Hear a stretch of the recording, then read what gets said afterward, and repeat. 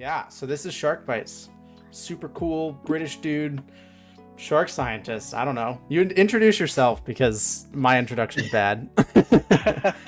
I mean, you pretty much nailed it there. Shark Bytes, super cool British dude. Right. But yeah, no. My name's Christian. I'm a shark scientist based over in the UK, down in the southwest of the UK, and I've been researching sharks probably now for the last 3 years, but loved them for the last 20 years. Like, I've been obsessed with them since I was a kid, and feel really, really fortunate that I actually get to do research on them. And so, yeah, I have a YouTube channel dedicated to everything sharky.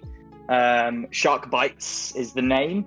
Do we want to start with a specific shark? Do you remember your list? Do you have like anyone in mind that you want to start with, or do you want to go in like the random order that this has given us, or what? I say we go random. I think that's the fairest way of doing it. Okay. Because I probably, on the list, I probably like wrote them down as my favorite ones. Yeah, you probably started with your favorites, then you're like, well, I guess I have to add a couple more. I'll put fucking angular rough shark in there or something like that. I think that was your last one. Yeah. Just like filling the spaces. Like. Yeah. All right, we'll start with Frilled Shark then. Frilled Shark is number one.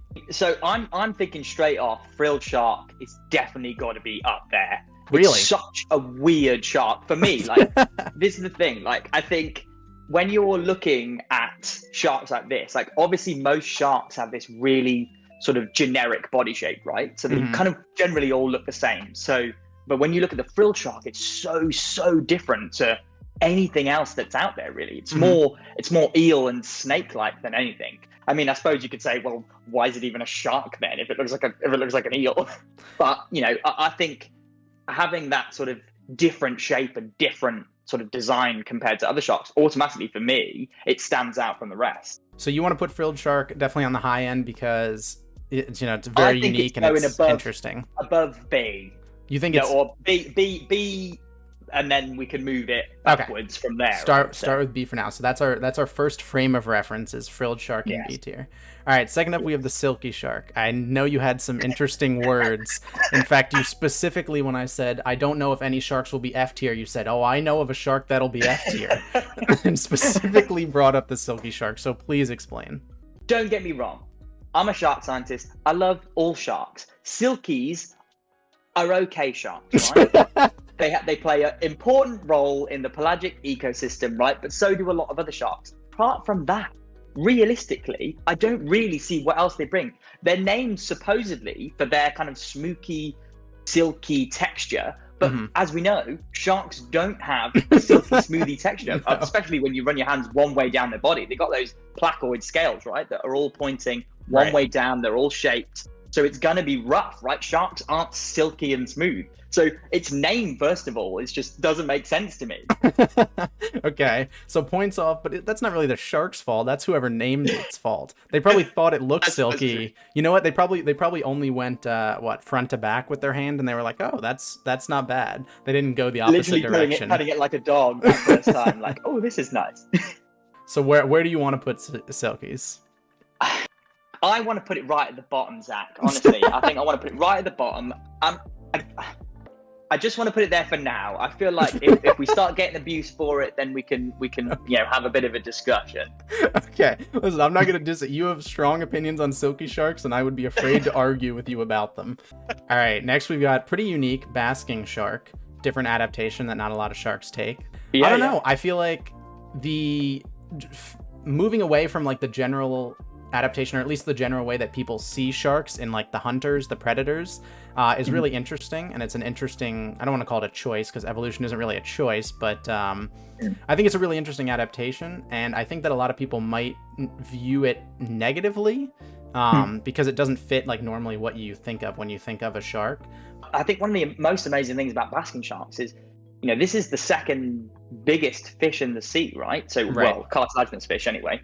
This is the second biggest fish, but we barely know anything about this shark, right? There's still so much that we don't know about it. And you think, you know, this creature is so huge, right? But scientists are still trying to discover like the most basic of things. In the UK, for example, we have actually no idea where these sharks go in the winter. We know they go off deep somewhere, but we just don't know where. And it's one of these things where you're like, how do we not know this information yet? We're in 2021 and we still don't know where basking sharks go for Christmas. Does the mystery add to it or subtract? Like, we don't have as much to say about it, or does it add it like, man, that's a cool shark because we just don't have that information? I feel like the mystery adds to it, I would say. I think, with the basking shark, I think it's at least on the level of Frilled Shark there. At least on the level. Yeah. All right, so next up, we've got Whitetip. What do you got to say? I know I specifically, when I was doing research, saw into the fact that both Whitetips and Blacktips are big targets for fin soup and for definning, specifically because they have a unique fin. So as cool as the adaptation of having it, a color on your fin is, it seems kind of disadvantageous when you take humans into account because, you're purposely being hunted because your fin looks cool. Yeah, which is such a shame. It's such a shame because, for example, whale sharks get exactly the same thing. They got that big spotted fin. It's seen as that big prize, and it's such a shame that these oceanic whitetips. You look at clips kind of back from the 1970s, and these sharks were abundant in huge numbers. Valerie Taylor, the Australian conservationist and underwater photographer who did a lot of stuff for Jaws, there are clips of her spending time in the water with kind of 60, 70 of these oceanic whitetips just swimming around them and their crew. And they're coming in and checking them out because they're a really inquisitive and sometimes aggressive shark species. But nowadays, you fast forward, 30, 40, 50 years into the future, and you're very, very lucky to see one of these sharks just on its own swimming around, never in the numbers that they were seeing back in the 1970s. So I definitely think they've been really, really decimated, which is such a shame because they're a fantastic shark. But then, you look on the flip side of it, these sharks have been responsible for many attacks on humans across the years. They are a potentially dangerous animal and an apex predator that has caused some damage on occasion. All right, here's the deal I'm willing to make to you. I don't think they can go above B just because of the human impact, but I'm willing to put them bottom of B. I would have said C. That's where I'm going to put him. Really? I'm saying C. All right, so we top of C, bottom of B, same idea. We'll put him C. All right, next up, Spiny Dogfish. Okay, yeah. So there's a couple of Spiny Dogfishes. So you've got the Atlantic Spiny Dogfish and the Pacific-based one. Right. So Spiny Dogfish are actually thought to have one of the longest gestation periods of any vertebrate on Earth, right? So when you think about long gestation periods, you're thinking like elephants, right? Right. So elephants, blue whales type thing.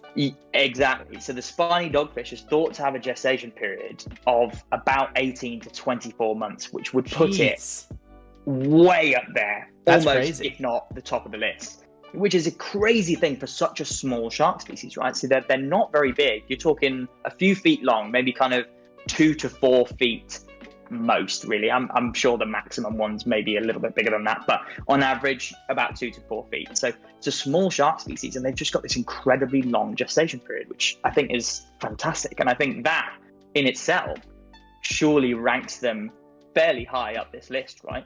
Do you have anything negative to say? Because I've heard, I know you've got an affinity for them, but do you have anything that potentially would knock them down a peg? Because so far I've just heard, I love spiny dogfish. All positives from the shark scientist. Yeah.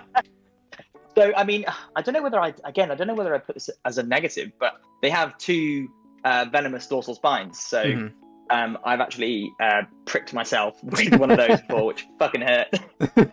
So for me, I'm saying that's a negative thing. It's a cool defense. Like, it's a cool defense for the shark, but because it pricked me, fuck that. That's a negative. So they're a great shark, but they can't quite go in goated tier because they pricked Christian one time. All right, that's fair. We'll put them in A tier, and we'll see how they end up later. All right, next up, blue sharks. This is where I'm a little bit divided because I like blue sharks. They're a species we get in the UK. They're probably one of, if not the most widely distributed shark that there is. So they're found in every ocean apart from the Southern Ocean, so around Antarctica and stuff. So they're all over the place. They've even been shown to be in the Arctic Ocean. Other than the fact that, they're a pretty nice color, they're that beautiful blue color, and that really, really looks lovely in the water when you get a bit of sunlight on it. I don't know what else they offer. Right. Yeah, there's not much unique about blue sharks, but in the same way, there's not necessarily anything bad about not being unique if you're doing the things that make, the shark build good. I feel like blue sharks are just like, they're pretty much perfectly the middle of the tier list. They're just like a shark. slap bang in the middle. They're everything what you expect a shark to be, right? Right. All right. Next up, we got one of my favorites, a bull shark. I You love. take the lead with this one, Zach. Let's go. Well, I don't have a ton of necessarily educational things to say, but I mean, bull sharks are probably my second favorite shark behind threshers. I mean, the whole freshwater adaptation is just amazing. It's such a good idea. People tend to be scared of them because they're, known for being aggressive, which I also think is really interesting. How like generalist they are food-wise. I think bull sharks are just amazing as far as that goes. I think they're an awesome shark species. I mean, they've got so many cool things. Like you said, the freshwater adaptation there. It's thought that bull sharks actually urinate 20 times more when they're in freshwater compared to saltwater, which is that to make up for someone's managed to like figure that out. Yeah, it's a fair point. I didn't even think of that. Who calculated that? Exactly. Like, I want to read the study. Some like scientist there with like a little pot behind a blue shark, like trying to measure how much wee it's doing. Like, what's going on? No, I'm willing to. I think you got to put bull shark above spiny dogfish. I think. I think so. I'd stick it in A. Let's stick it above spiny dogfish, but still in A. All right. Next up, we have lemon sharks. I know very little about lemon sharks. Lemon sharks are awesome. I mean, so when you're looking at lemon sharks, they are obviously appropriately named based on that sort of yellowish brown color that kind of makes them look a little bit yellow. Mm-hmm. But one of the awesome things about lemon sharks is a lot of the understanding that shark scientists have about social behaviors within sharks has actually come from lemon sharks. So there has been so much research done on their kind of like social interactions within sort of small groups and larger groups, and sort of younger ages and older ages. Like, they're incredibly social sharks. It's one of those where I'm probably going to put them mid-tier because I feel like there's not that much that kind of differentiates them from the sort of general sharks. Lemon shark and blue shark are literally the same in my mind, like tier-wise. Do you know what? I think you're probably right there, Zach. I think lemon shark and blue shark, both kind of named after their colors. Right. I think they're probably equal in the C tier. I'll compromise there. We'll have a little compromise. Right. Group thinks B. I thought D. Let's go C. All right, next up, cookie cutter shark. Obviously, you've got the fun history of taking down, the Soviet and American navies while just being a tiny little shark that likes to bite metal. But besides that, what adaptations do they have? What makes them interesting? These sharks live at serious depth. So some of them are kind of living around about or over 3,000 feet deep. So they're living at real depth. The amazing thing about cookie cutters is they obviously move up the water column at night vertically towards the surface to feed and prey on larger organisms. It's one of these awesome little things they do where basically they'll just sort of latch on to anything pretty much that's larger than them and take a chunk out of their flesh. I think that's savage. Just like, it's actually savage, right?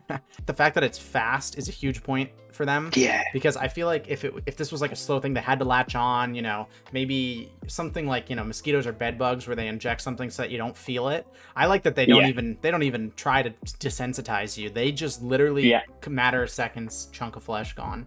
I think that's pretty awesome. It puts them high. It puts them high for me. I think it puts them B and above. All right, next up, we've got blacktip. What unique things do we have to say about blacktips in comparison to what we said about whitetips? They've got a black tip.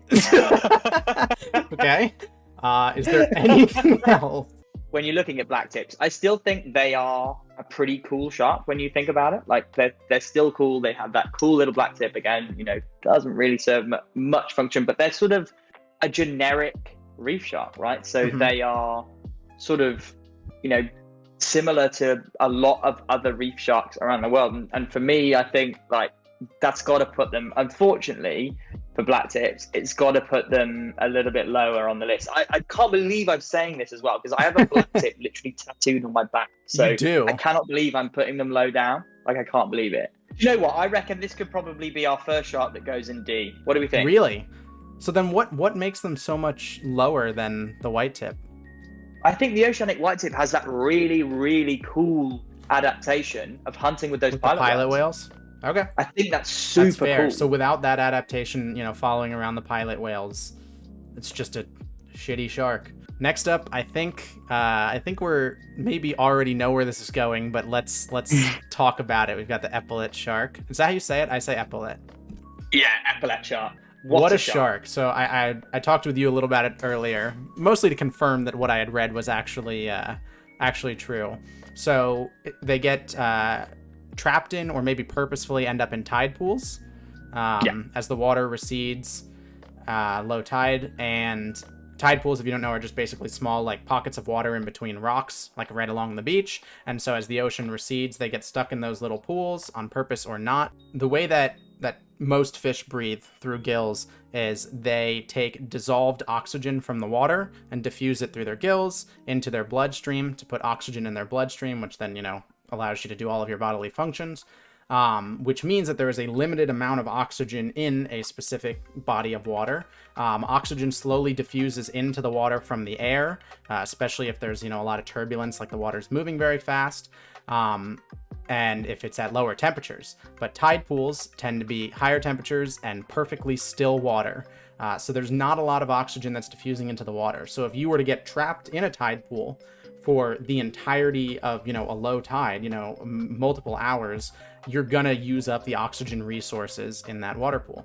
And so the epaulet shark's adaptation is they can shut down specific parts of their brain that are using up oxygen in order to save oxygen so that they don't starve in the hypoxic environment before, high tide comes back. And that's just like what should have been like a problem, low tide trapping them, they've made into just an awesome adaptation. I love that so much. And they're pretty. That's the thing. I mean, it goes one step further than that as well, everyone. So it gets to that point where, they're shutting off that part of the brain and making sure that they're not using up too much oxygen. But let's say that tide pool is receding quickly and they're going to be out of the water at some point. They're going to be completely out of the water. Epaulet sharks have specialized modifications in their muscles and skeletons around their pectoral fins, right? Which means they're stronger than most other sharks' pectoral fins. That means they have a greater range of motion in those pectoral fins. Epaulet sharks, basically, when these tide pools start to recede, have the ability to walk across land to get into deeper rock pools.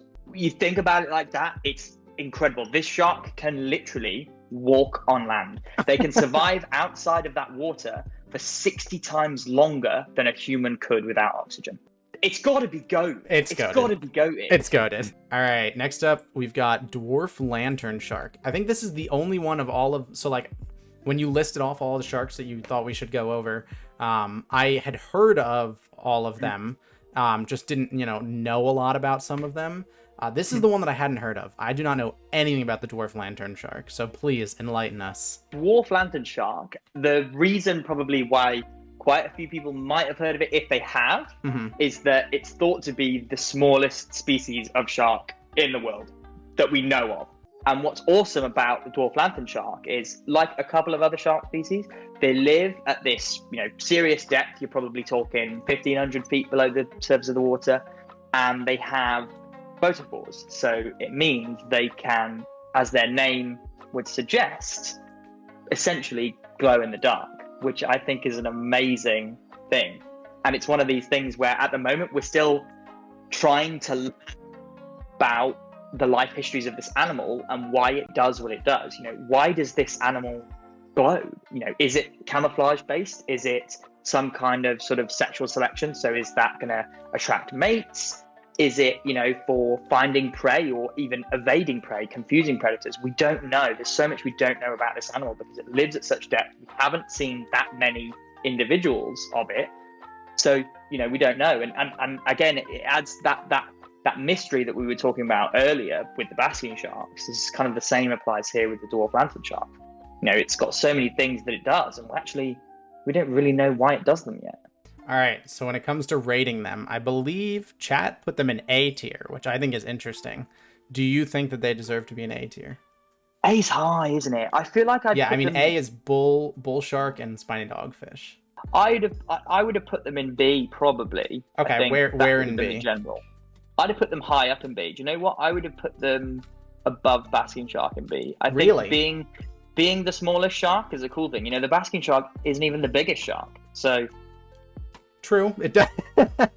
Okay. Smallest shark versus second biggest shark. I guess if you want to look at it like that, small shark wins. All right, next up, I think this is chat's favorite. This is the one that people have been talking about the most, is the Goblin I've Shark. seen this popping up. Yeah, people love the fucking Goblin Shark. I mean, what is it about Goblin Sharks that makes everybody so excited? I feel like people think they're just because they're so weird. Like that's what's awesome about them. Like they're actually like a proper weird shark. But I feel like it's one of those sharks that, you know, when we discovered it back, I don't know, 100 years ago, 120 years ago, back when it was first discovered, not much was really done on it. And then because obviously we're not seeing very many individuals, and then I think there were a few like shows and documentaries that were done that showed the capabilities of goblin sharks, and they had that amazing fast moving jaw. And I think that's what's so awesome about goblin sharks. They can move that jaw, I think it's over 3.1 meters per second in terms of speed. That's how fast it kind of shoots out their mouth. And I think that's probably what people are kind of referring to in terms of why they love it. They, you know, it's such a weird shark. It's got this awesome weird jaw. Wow, the vote is highly in favor of A. Yeah. Do you know what? I would also put it in A. I think they're awesome shark species. It's also thought to be the only existing species within its family. I can't remember what the fact is. It's something like Mitsucarinidae or something like that. I can't remember the exact one, so don't quote me on that one. But it's the only extant living member of its family, which is super cool because it means it has no closely related species. It's completely on its own. You know, and I think that's awesome. All right, next up we have the Greenland shark. So let me talk about something interesting. You can tell me if this is accurate. This is something I heard a while ago that I haven't really looked into much. When they were trying to age Greenland sharks, I believe it was the eyelid that they looked at, and something interesting that you could see was you could see the detonation of the atom bombs in Japan on the eyelid of the shark, and you could age the shark based on how far into, like, you know, the eyelid's development the atom bombs, you know, radiation showed up. I thought that's insane. I mean, it's just to think about the fact that the shark is not only so old, but just how that perfectly works, that you can literally, I mean, just see the atom bomb grow on their eyelid. I mean, that's just, I don't even know how to explain that. There could be Greenland sharks, potentially. We obviously don't know this, but there could be Greenland sharks alive in our oceans today at the same time that William Shakespeare was writing Romeo and Juliet. You just let that sink in. It's insane. I like them. I think that their adaptation is not as amazing as it could be, but I don't know if that's my personal bias or if that's actually, you know, legitimate. I think for me, they would go upwards of B. I would say. I think some of the things about them, you know, when you're talking about that lifespan, that is potentially the longest living vertebrate on planet Earth, right?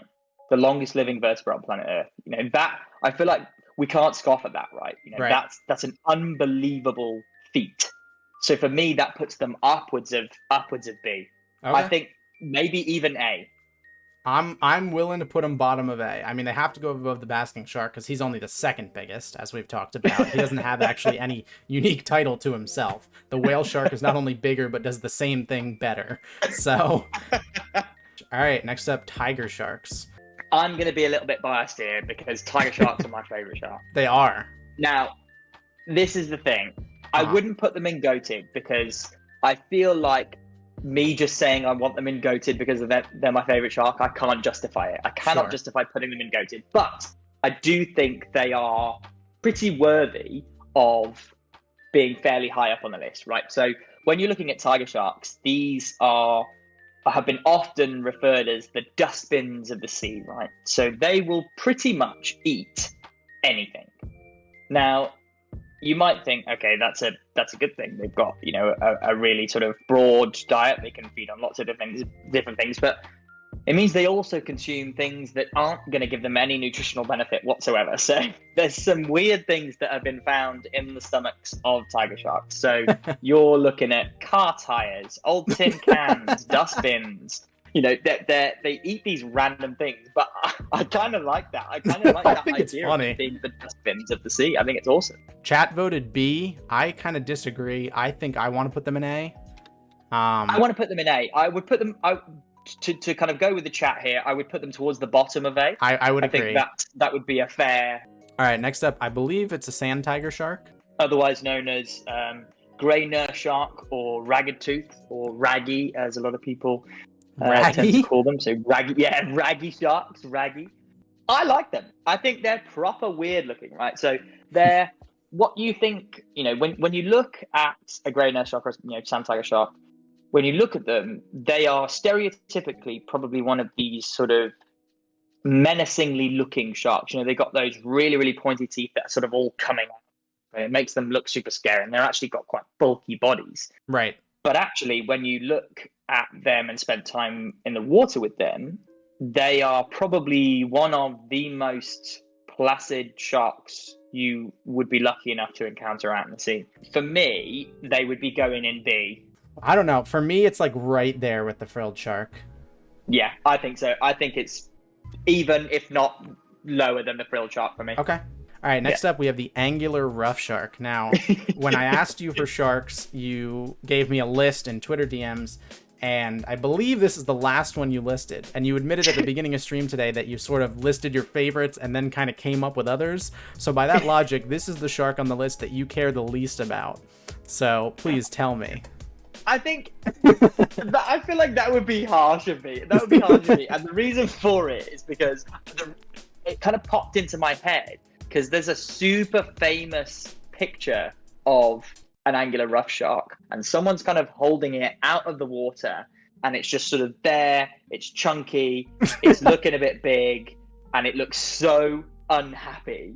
And for me, like it just kind of popped into my head at the last minute. I was like, oh yeah, the prickly dogfish, the angular ruskin shark. Like that's I remember that picture. So I'll put it on the list.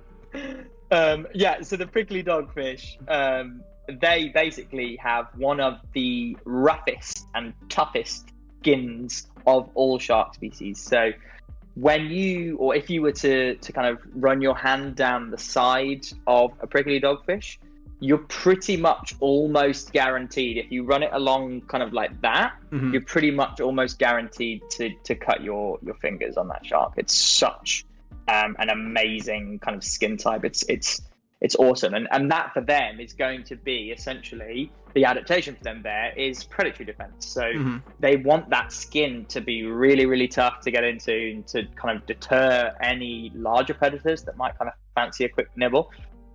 They want to deter that straight off, and having that prickly, really rough skin is going to deter a certain number of predators. I'm having trouble seeing this fish above like C even. I mean, I agree with you there. I like the idea. I like how unique it looks. Having rough skin is a good idea. I mean, it's just basically taking something that sharks are good at to the extreme. But I also just don't. I'll be honest, that besides that one picture, I don't really like him. But that one picture is pretty great. That one picture is amazing. It may be my favorite picture of any shark ever, but outside of that, I mean, it's just kind of weird looking. I think he's unique enough that we can put him above what we called our like mid tiers, which is the blue shark and the lemon shark. But I don't think he goes higher than a white tip.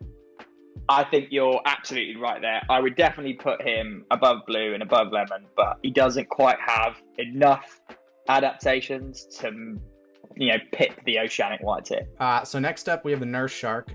Nurse sharks, when you're thinking of sharks that you might want to go snorkeling with or scuba diving with, nurse sharks probably would be the highest on the list if you had a fear of sharks, right? They are super docile, keep themselves to themselves, but there's no risk there really. Unless you piss them off, there's no risk to you as a snorkeler or a diver. The cool things about nurse sharks is that if you were to piss them off, these guys have one of the most powerful suction bites of all shark species. As a human, if you were to get in the way of a nurse shark or piss off a nurse shark, these guys are going to suction bite you. And what's amazing about them is that more often than not, they don't let go. so many, like, to the point. So there was a clip, I'm pretty sure, that went viral. I'm pretty sure it was Florida Man as well. Like, yeah, of course it was going to be Florida Man, right? But a guy in Florida, presumably, decided to antagonize a juvenile nurse shark, and this thing has latched on to his arm and did not let go, to the point where he's back on the beach and the nurse shark is still attached to his arm. Really? And there's crowds of people around. They're trying to pull this thing off. It's not coming off. It literally did not let go until they got it back to the hospital where they were going to get it off this guy's arm. So he got to the hospital, and at that point they were able to get it off the guy's arm. For me, I'm going to put nurse sharks towards the upper end of C, and knowing what I know, I'm putting them above Oceanic Whitetips. Okay. So the next one is the megamouth shark. And if it were up to me, this would be an instant, why does this exist? But please tell me totally the interest. With you. Oh, you are? I'm 100% with you. Okay, well. Do you know what? I think they're pretty cool, right? I think they're this kind of weird shark species. And, you know, we've ranked some of the other weirder shark species slightly higher than these guys. Mm-hmm. I feel like we're going to get completely savaged for this, because I reckon the chat really like megamouth sharks. But I don't really see what function they play. They're this really slow-moving, large filter-feeding shark species that's not necessarily particularly good at swimming. Okay, it's probably good at eating, but all it has to do is open its mouth and filter plankton, right? Right. All right, next up, we've got another one of my favorites, the Mako. Great shark. Great shark. Is it a goated shark? Or is it a great shark? For me, it's not goated. Okay. Now, but I feel like it goes potentially in A, and I feel like chat might vote with us on this one, perhaps. We're talking about, you know, the sharks that are in A having these really cool adaptations. But we know that Mako sharks are the fastest shark species. So, you know, they can travel at pretty high speeds. So their top speeds supposedly have been recorded at about 70 kilometers per hour, which is, you know, fast for a shark, right? Right. Which I think, you know, when we're looking at tier A, you know, we're saying Greenland sharks got the longest lived and Spiny dogfish got the longest gestation period. If we're looking at the Mako shark, I'm saying, you know, this shark is the fastest shark, so he's got to be in A. Sure. Yeah, A does seem to be. I mean, we've got like aggressive freshwater. We've got the only one left jaw wise. We've got longest gestation, longest living. The dude who eats car tires. I think the fastest shark definitely will fit among them pretty well. So next up is the great hammerhead, and I have a feeling we're getting our second goated, but I will let you talk about the hammerhead. So, do you know what? For me, really, I don't think it goes in goated. Okay, well then let me talk about, and this is from my uninformed perspective. I think it's the electroreception. I mean, basically evolution taking it to the extreme. It's the fluid dynamics of the head. I mean, the ability to turn very fast, and it's the vision. I mean, I feel like they're doing everything that sharks do the best possible. So tell me, what about hammerheads makes them not goated? I mean, you've raised some real valid points there. You're looking at kind of, when you look at that cephalofoil, so, you know, there's a fact for everyone there. So the hammer on hammerheads, it's actually called a cephalofoil, which is basically that kind of thing on the front of their face. That is an awesome adaptation, right? When you think about what it's being used for. So not only is it being used for that sort of detection of prey species with those ampullae of Lorenzini, the sensory organs in that kind of cephalofoil area, it's also being used actually as a device to pin down prey species. So hammerheads, their kind of most common prey type would be stingrays. So as we know, stingrays are dorso-ventrally flattened, and the cephalofoil with that hammer shape is actually a perfect tool to be used as a pinning device. So they can pin down stingrays in the sand before they kind of grab them and bite them, which, you know, it solves these, serves these kind of multi-functions in hammerheads, which for me, I do think that's really, really awesome. But I don't know what it is about hammerheads. They're a lot of people's favorite shark, and I'm willing to go with what the chat and you here say. Yeah, I mean, if people think this is goating, they voted 46-6 in favor of goated. Oh, stick it in goat. I'm with you on this one. We'll put it chaps. below I'll- epaulet. yeah. We'll put it below epaulet.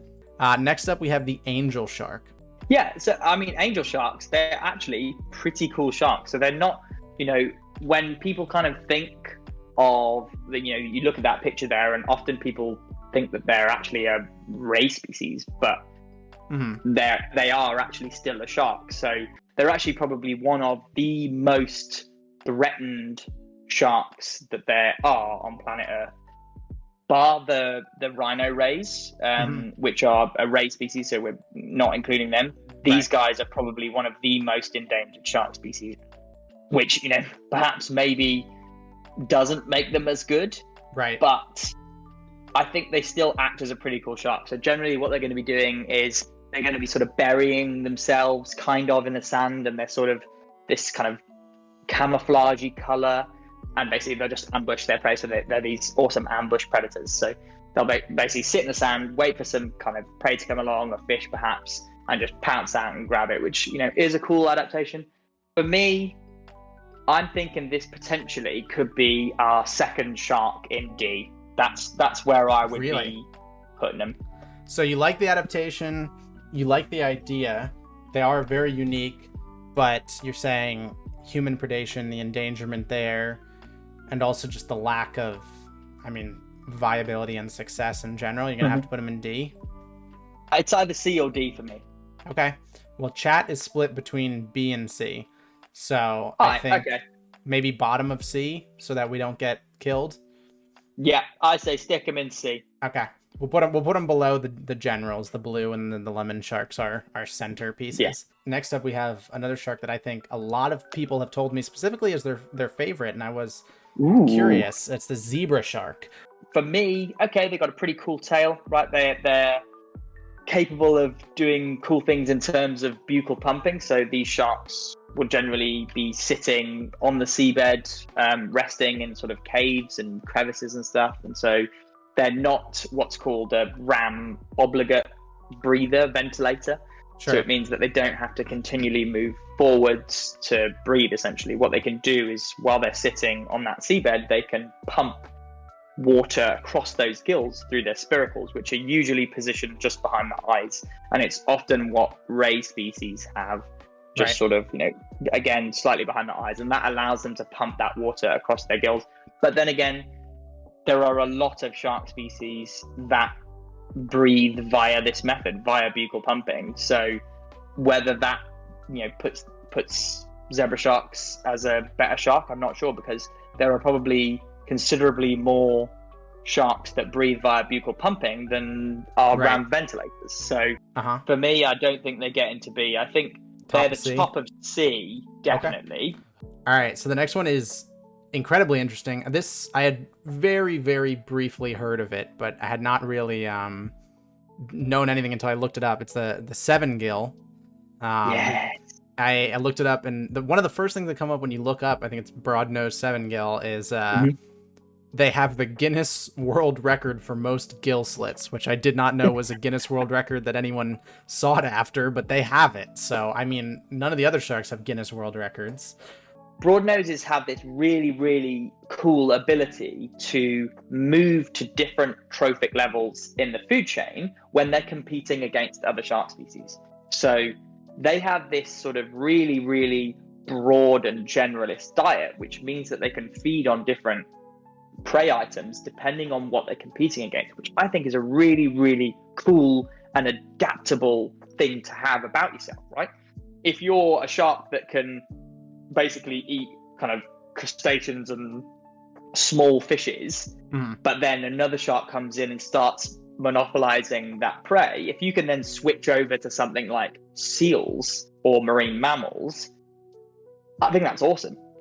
The broadnose seven-gill, although does occasionally live at depth, is also found, in coastal areas. So in parts of South Africa, the seven-gill has actually replaced the great white shark as the dominant apex predator in those habitats, which is really quite amazing when you think about it. You think about great white shark, you think this animal is, the top of the top. It's an apex predator, right? But these severgills in some parts of South Africa have just completely replaced them as the apex predator in that ecosystem, which is a really cool thing.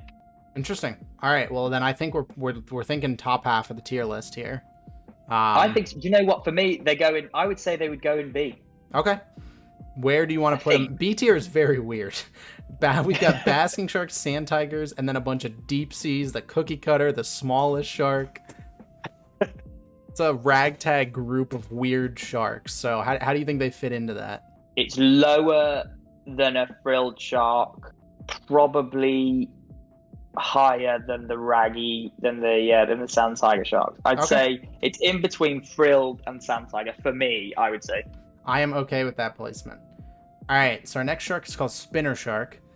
This one I had heard of but didn't know a ton about, and if you Google spinner shark, a certain video comes up. I believe it's off Florida, and it's a bunch of sharks jumping into the air doing like ballerina ice skater-esque spins. It's insane, like fully out of the water, like nothing touching the water, spinning at insane speeds.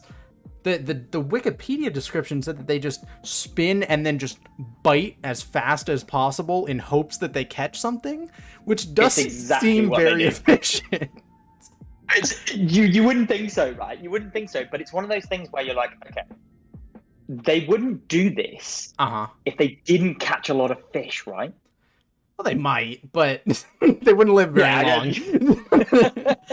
When you're a spinner shark, right, and you've got a big bait ball of fish that are shoaling, I think that probably is potentially the best way to catch fish. Really? If you come in torpedo spinning all over the place in terms of, when we say spinning as well, guys, we mean kind of like rotating, right. Not opposed to kind of spinning around in circles. But they come up like a missile essentially, and then of snatching and snapping those jaws side to side and catching those fish. I think that's a really, really cool thing that they do. I mean, other than that, I don't really know that much more about it, but it was that mad behavior that got them on the list for me. I think they're either going in B or C, and I can't make my mind up. Okay. I feel like we haven't said enough about them to warrant going into B. Sure. So you want to put them in C. So I feel like they have to go in C. Okay. All right. Next up, we have probably the greatest name for any shark, the tasseled wobbegong. So please enlighten me about this amazingly named shark. You know, the wobbegong name, not really quite sure where that come from, but the tassels comes from the fact that they've got these amazing tassels on the front of their face. They've got these awesome features on the front of their faces. Now, again, these guys, kind of like the angel shark, are ambush predators. So I actually think their kind of camouflage and disguise is better than what the angel sharks is.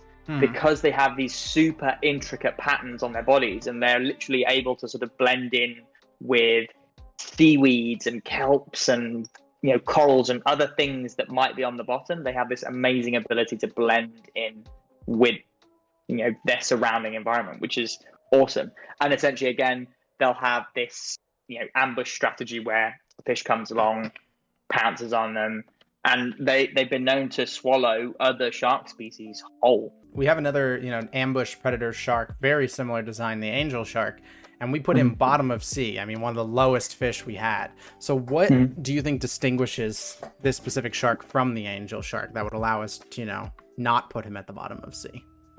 Pump him up a little bit higher. So I'm pretty sure tassel wobbegongs have been shown to also perform a somewhat similar version of the epaulets walking, although not on land like the epaulet can do. They have been shown to walk with their pectoral and anal fins.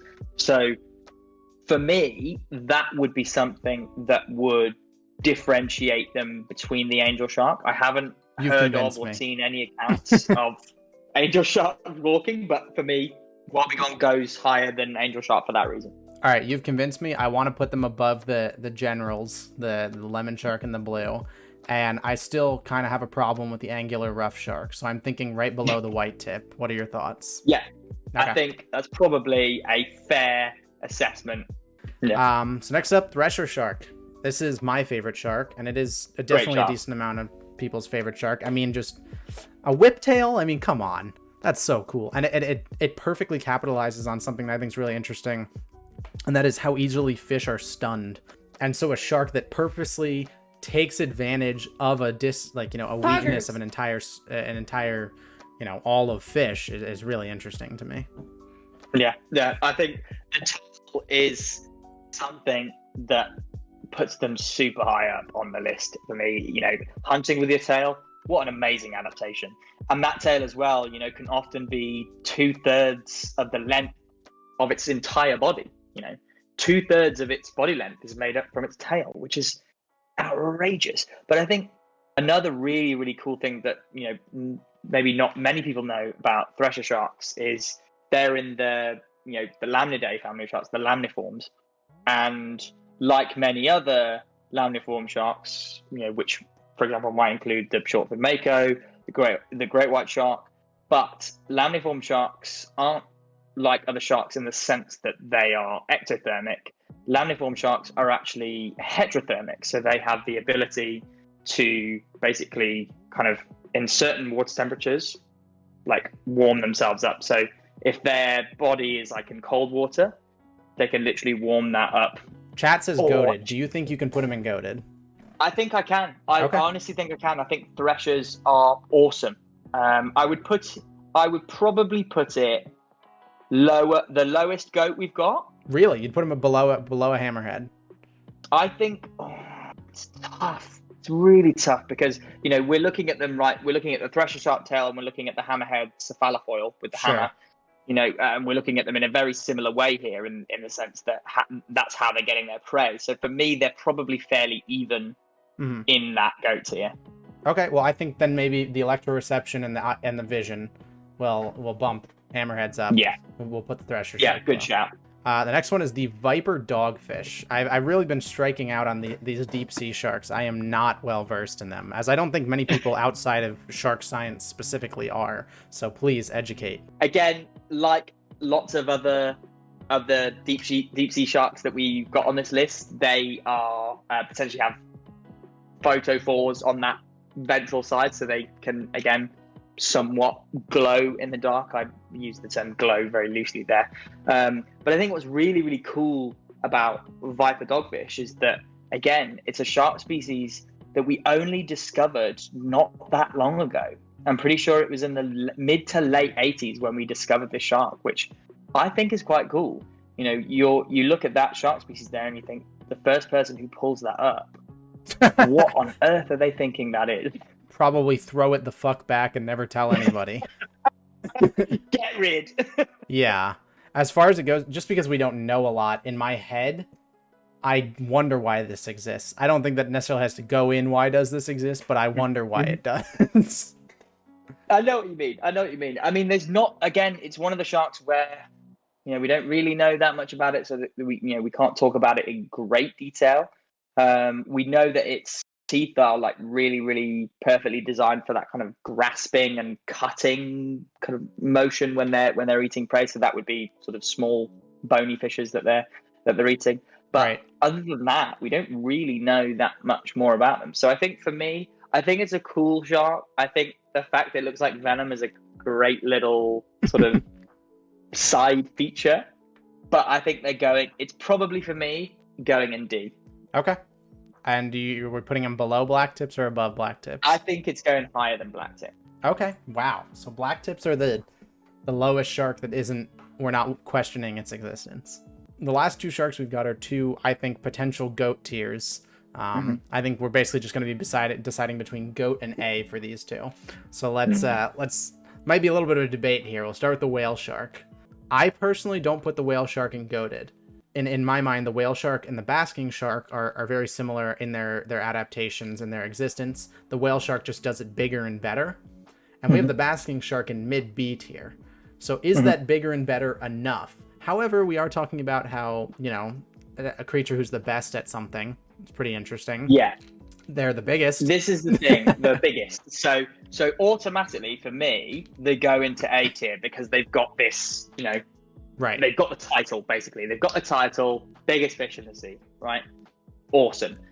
Now let me try and see if I can convince you to get it in the goat tier. We know that whale sharks have spot patterns, right? They're all over their body. Sure. And I think this is what, for me anyway, puts them at the very least very high in A, if not in the GOAT tier. So whale shark spot patterns are completely unique to each individual whale shark.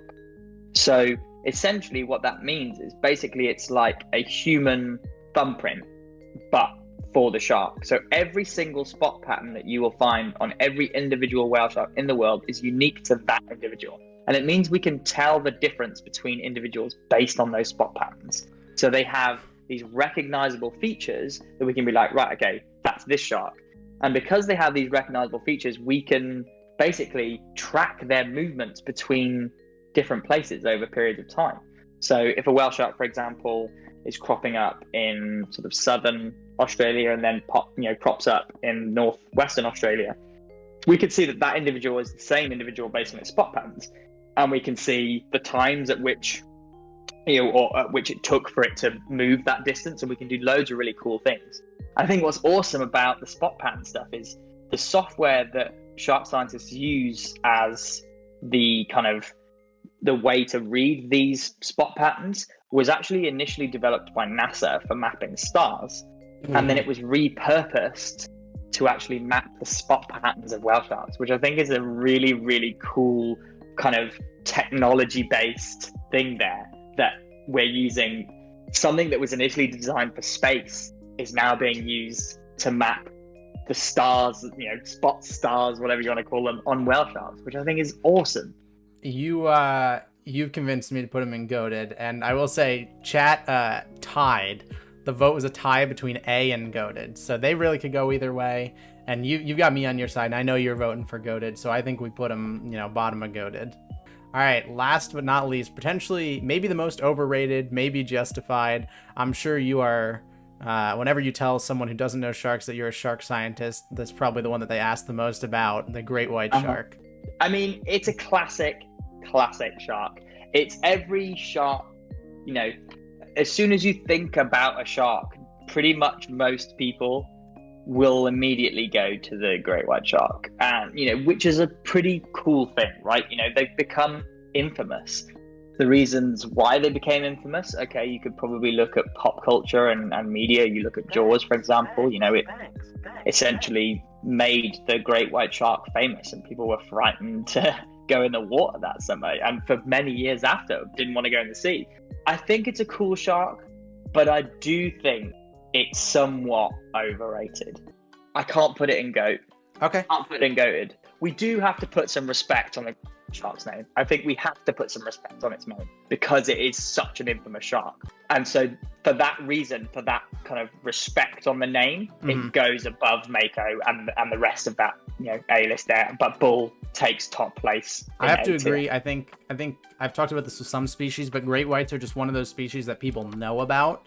And I think those top species that people see as the face of a group, so great whites are the face of sharks, I don't think they can really ever go extinct as long as humans are present, because I think even if only in captivity, people are going to ensure that this shark is still around because it's the face of sharks. So I think it's the flagship species of sharks, pretty much. It's the one that everyone goes to immediately, and that has to, we've got to respect that, I would say.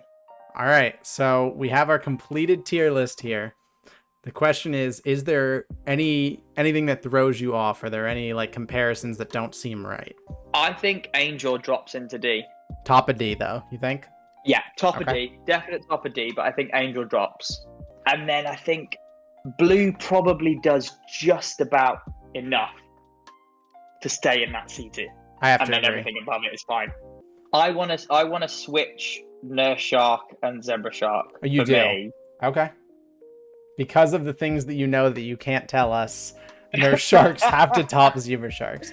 So I'm trying to think. I'm trying to think. What can I say here that don't get yourself in trouble. People just subscribe to him, and I'm sure he'll put something on his YouTube at some point about his research. Subscribe to Shark Bytes. You're gonna hear about this Nurse Shark paper at some point. It's really, really cool. It's gonna be an awesome paper, and it justifies it being higher than Right. So if you're angry about the nurse shark, subscribe to Shark Bites, and in time you will be less angry about the nurse shark. I promise you. I feel like Basking Shark is better than Dwarf Lantern Shark. Really, I'll agree with you. All right. So I think that means that we've got our list here. Our worst shark crowned the Silky, as we kind of expected coming in. Our best shark crowned the Epaulet Shark, which is probably not one that a lot of people saw coming. I mean, I think people, like we said, when we talk about sharks, I think of hammerheads and whale sharks and great whites. So hopefully some people had never heard of the epaulet and now are fully on board with how awesome that shark is. This is the thing. If you guys like watching YouTube videos and you like sharks, Shark Bites is a super cool channel. I mean, there's loads of stuff we have going on the channel. I think one of the most amazing things like about the channel, and it's really like banged recently, is the movie commentaries that we do. So if you like shark films and you like seeing people react to shark films, I come at these films from a shark scientist perspective. So we look at how realistic they are, and we kind of sit there and watch the parts of the movie together. Obviously we don't watch the whole movie. I'd get copyrighted to shit by YouTube if we did that. But we watch parts of the movie and we look at certain clips and how realistic that might be and what kind of shark science basis are they using. So the movie commentaries are super popular.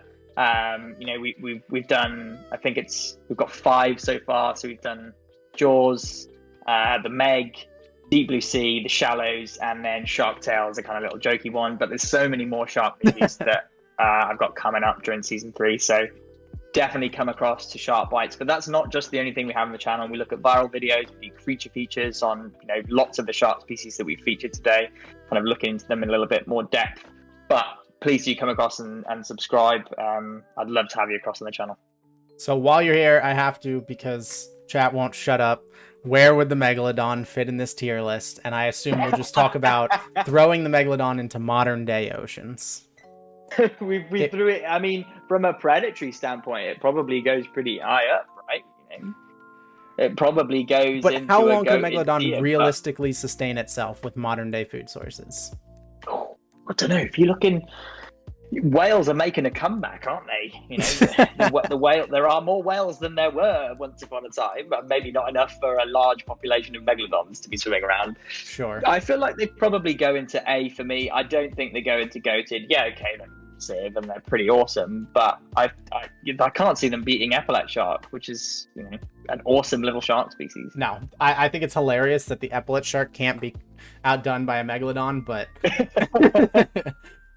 it's funny. Yeah, I agree. So there you go, chat. You got it.